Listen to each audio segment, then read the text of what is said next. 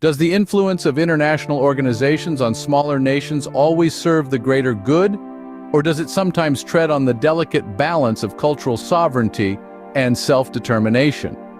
This is a question worth pondering. On one side of the debate, proponents argue that international organizations, like the United Nations and the European Union, have played a crucial role in promoting values such as democracy, freedom, and human rights. These values, they argue, are universal and transcend borders, cultures, and societies. They believe that these organizations have been instrumental in improving humanitarian conditions worldwide, especially in smaller nations that may not have the means to do so on their own.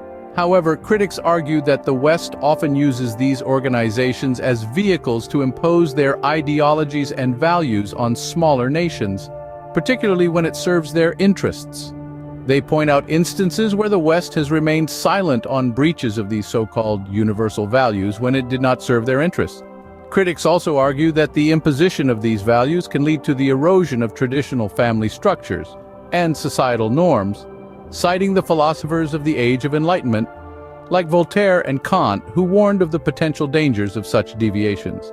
They believe that these changes, championed under the banner of progress and freedom, can sometimes lead to the acceptance of practices that are culturally and morally objectionable.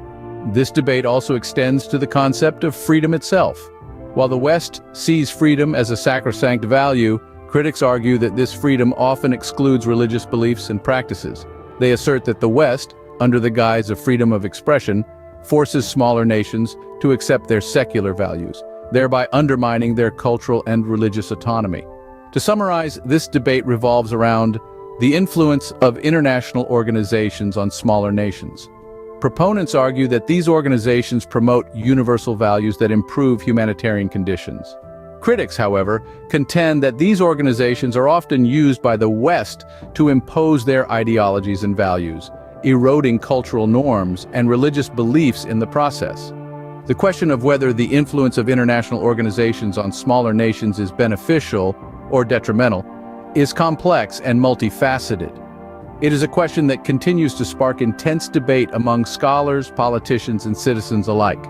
As we move forward, it is essential to consider these perspectives to ensure the preservation of cultural diversity and the right to self-determination.